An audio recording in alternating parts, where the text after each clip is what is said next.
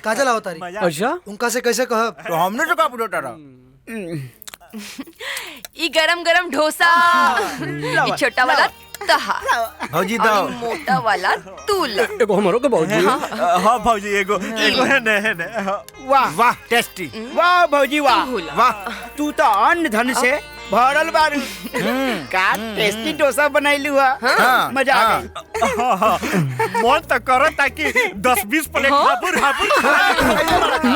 पहले ही से 5 गो खा चुकल बड़ा, अब हमारा भौजी का थकाइबा लोग। अरे वाह वाह। अतने भौजी से प्रेम बा तो हिनकर बहनिया के पटावे के तरीका हिनकर से काहे नहीं के पूछत? हमनी से पूछा तारन। हमनी के तब वही नहीं भइल बटे शादी, नहीं भइल बटे गौना, अब वही लइका बानी। हाँ यार भौजी, तू बुला तो ले ले बाड़ू, बाकी उनका के प्रपोज कैसे करें? हाँ बोलो। ओहो, अच्छा तो ई समस्या बा।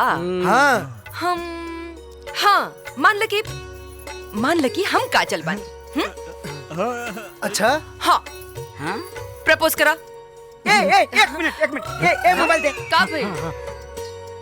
काहे से रिकॉर्डिंगो नु करे के पड़ी। इनके बाद में डाला करावे के नु बाटे। रिहर्सल भूल जाइए तब। Ready action. जब से तो देख ले मैंने रात की ना दिन के चैन में हर घड़ी बस तोरे बारे में सोच कर रुका बस। कैसन दीवाना देवर मिलल, एकदम राजधानी हकता। ऐसे ना, प्यार से आंख में आंख डाल के। अब बोला। जब से तोहके देख ले बानी, न रात के नींद न दिन के चैन बा, हर घड़ी बस तोहरे बारे में सोचल करी। मन बड़ा बेचैन बा, घर में तो आ गइल बाड़ू, अब बस जिंदगी में आवे के देरी बा। I love you. I love you. I love you. सूत गए करे। उठा, चलो उठा। हाँ आराम से। ठीक बा, इतना भी सीरियस होला की जरूरत नहीं खे। काहे से हमार बहन इतना सुनला पे तो एकदम छत से छलांग मार दी। हम बात करत नहीं बेटी।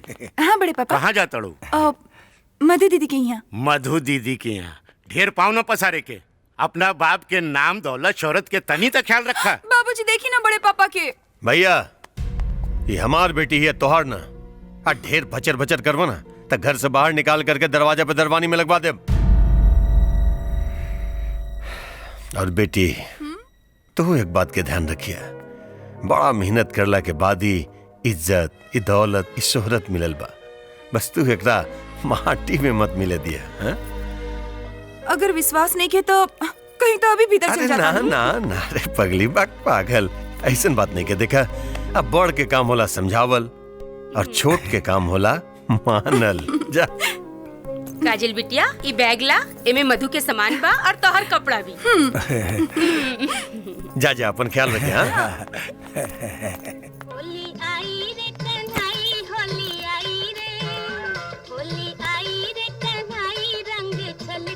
दीदी। अरे काजल, एक बात बा दीदी, हमरा की यहाँ बुला के खुद उदास बैठल बाड़ू। वहाँ के पटना गइल बानी। अरे पटने नु गइल बाड़े, कोनो विदेश थोड़ी ना गइलन ह। ई तो तोरा के शादी के बादे बुझाए। हमरों के पहले ये सब बेकार लागत रहे, लेकिन अब एक एक पल जैसे एक एक साल बुझाता। ए भौजी, हाँ? ढेर मन उदास होता तो हैला भैया से फोन पे बतिया लो। अपन भाषा में मनोरंजन खातिर डाउनलोड और सब्सक्राइब करी चौपाल।